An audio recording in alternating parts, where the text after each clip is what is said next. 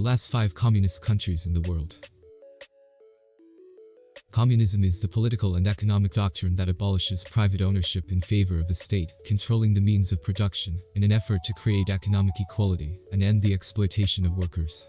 For decades after World War II, the United States and the Soviet Union, 2 global superpowers representing capitalism and communism, respectively, engaged in the Cold War, as both sought economic and military superiority. The Soviet Union spread communism throughout most of Eastern Europe, including in the creation of the socialist state of East Germany. When the Berlin Wall fell in 1989, so did many communist governments. Almost all communist nations severely restricted freedoms and continue to engage in tactics aimed at repressing dissent. The number of communist nations has dwindled in recent decades, as the world continues to embrace free markets. How have the remaining one-party states fared economically? Today, only 5 remain: Cuba, China, Laos, North Korea and Vietnam. Number 1. Cuba. State control of the economy has nearly bankrupted the Cuban government, which owns almost all means of production. It ranks among the lowest of all nations in South America and North America in terms of economic freedom. State control of the labor market has created an informal economy where Cubans operate underground businesses. The country once heavily relied on the Soviet Union to keep afloat. After the dissolution of the USSR in the 90s, Cuba went through an economic crisis called the Special Period, when there were severe shortages of basic goods. The country has slowly rebounded but still suffers from shortages of fuel, food, medicine and other necessities. Cuba regularly trades with Russia and Venezuela for subsidized oil, and its banking system is primitive, according to the Heritage Foundation. Punishing US sanctions continue to make it difficult for the Cuban government to remain in the black. Number 2. North Korea.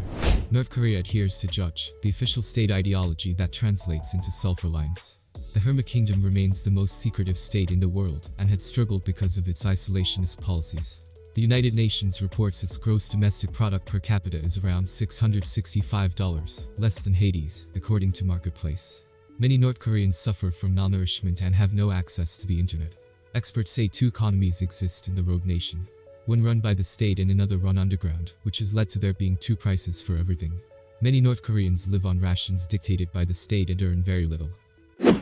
Number 3. Vietnam. Economic and political reforms have spurred rapid growth in Vietnam, as 45 million people were lifted out of poverty from 2002 to 2018, according to the World Bank. The provision of basic services had improved in the past 3 decades, and its GDP per capita has increased several times over. Many manufacturers are relocating to the Southeast Asian nation from China, leading to the creation of more jobs. Vietnamese officials are aiming to expand the economy by 7% this year. Unlike other communist nations, Vietnam doesn't suffer from trade disputes, crippling sanctions or lack of investment. Number 4. China. China remains the economic powerhouse among communist countries and the world in general.